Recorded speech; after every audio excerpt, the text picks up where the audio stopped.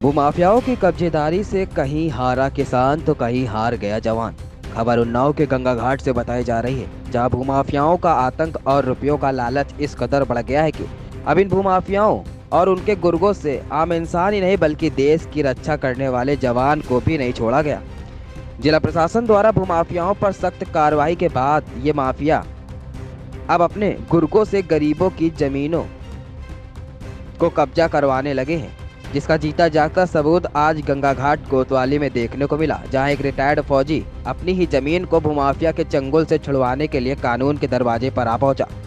पूरा मामला उन्नाव के गंगा घाट कोतवाली अंतर्गत पोनी रोड स्थित अवस्थी फार्म हाउस के पास का है, जहां भूमाफिया दिव्या अवस्थी, जो कि शुभम मणि पत्रकार की हत्या के मामले में जिला जेल से निरुद्ध है, जिसके ऊपर गैंगस्टर हत्या, जमीन कब्जा सहित अन्य कई गंभीर धाराओं में गंगा घाट कोतवाली में मुकदमा पंजीकृत है। उक्त माफिया के जेल जाते ही उनके गुर्गों ने माफिया का कार्यभार संभाल लिया और माफिया जेल में बैठकर अपने गुर्गों द्वारा किसी भी जमीन को अवैध रूप से कब्जा करा देते हैं, जिसका प्रमाण यह है कि आज एक रिटायर्ड फौजी की जमीन को गैंगस्टर के गुर्गे आकाश तिवारी उर्फ रामू तथा मुस्तकीम निवासी गंगा घाट ने अपने अन्य गुंडों के साथ मिलकर कब्जा कर लिया। जमीन कब्जा होने की खबर जैसे ही फौजी को लगी तो अपनी जमीन को देखने के लिए पीड़ित फौजी अवस्थी फार्म हाउस पहुंचा, जहां पहले से मौजूद माफिया के गुंडों ने फौजी को मारपीट कर उसे उसी की जमीन से भगा दिया।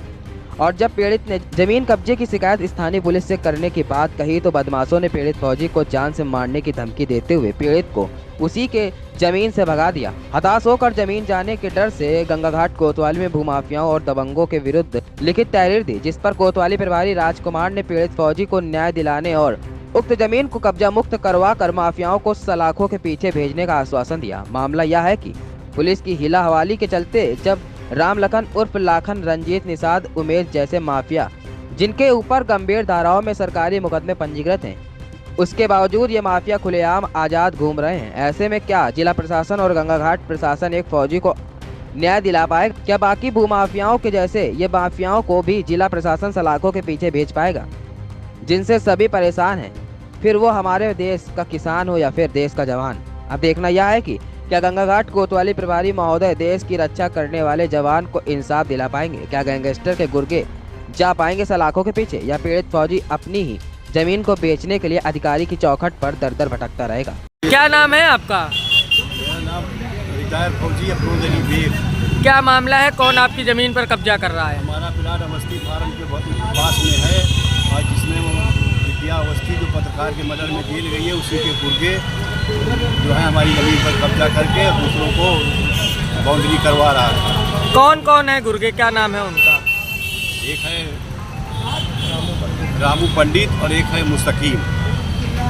और जब हम बोला है तो बोलता है कि जाओ नहीं तो जान से तुमको ख़त्म कर देंगे, और हमारी ज़मीन है, ये हमारा प्लाट है, और उस पर अपने दूसरे का मटीरियल जो है हमारे प्लाट में डला दिया और हमको बाउंड्री नहीं उठाने दे रहा और जान से मारने की भी धमकी दे रहा है। और जो हमने बोला बेटा कैसी बात कर रहे हो, हम बूढ़े आदमी हैं, तो बोलता जाओ पुलिस के पास चले जाओ, लेखपाल के पास चले जाओ, जो करते बने करवा दो।